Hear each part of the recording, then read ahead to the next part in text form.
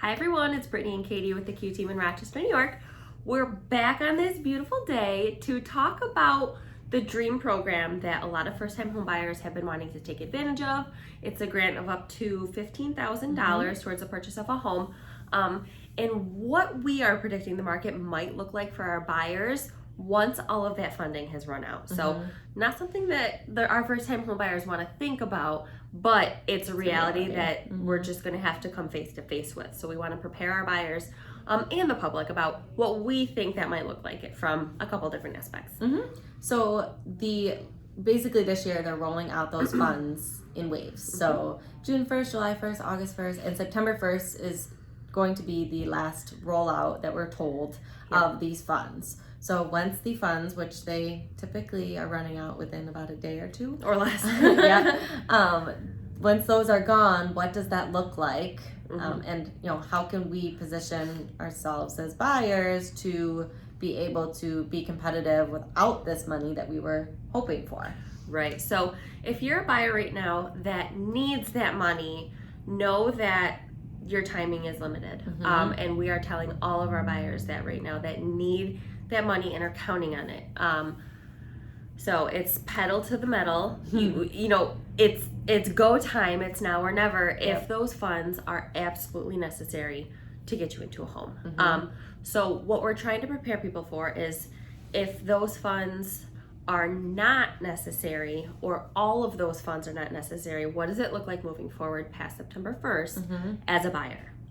So what we need to consider and talk through are what are all of our options. So if we don't have this grant available, but we need some funds to help with our closing costs, what does that look like? How much funds do we need? Are there other grants available? Are there ways that we can get things like a lender credit or some sort of concessions? All sorts of different options out there, because that's obviously not the only first-time home buyer option available to help with those closing costs. But we need to figure out what the best option is for you. And I would say that if you're finding yourself in this position and you're hoping to get those funds, look into the alternatives now, whether that be a lender credit or a grant. Like Brittany said, there's a ton of different grants out there. Some of them require application and a lead time. So you could even start doing that now. We can help you look through all of those and get the application process started. But also just knowing how much it's going to cost you to close on a house in the same price range that you've been looking if you don't have that $15,000 grant. And it's not like there's no money available, no assistance available rather, because we're not going to be able to get a $15,000 grant from somewhere else, but we can find other amounts of grants and we can factor in lender credits and concessions, like Brittany said, depending on what type of mortgage you're going for.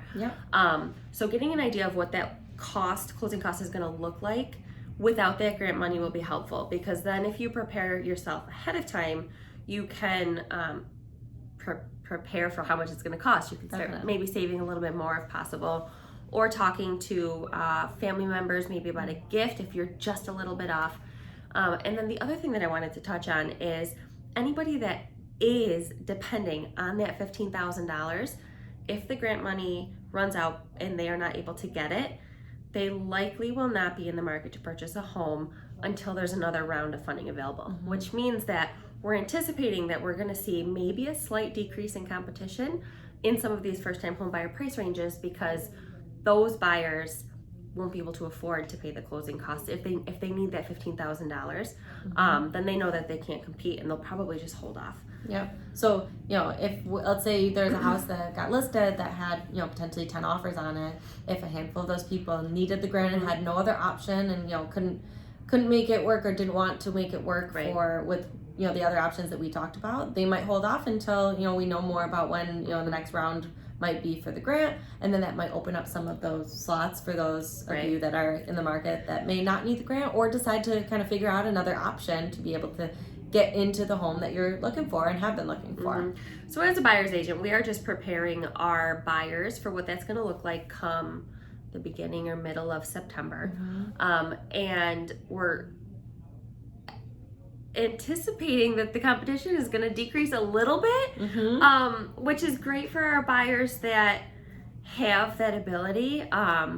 But just know that if you are in the position that you need that $15,000 to be able to buy a home, reach out to us so that we can do whatever we can, whatever's possible to try and make it happen with this last batch of funding releases. Absolutely. And we've been successful with buyers getting this grant, Yep. so we know how to do it. We know what we need to do to get you in position, and we know all of our other options for you that we will explore A, B, C, D, E, Yep. every option that's out there to make sure that we know how we can get you into a home for, you know, the most opportune amount of money for you. Exactly. So reach out to us and we will help you through this.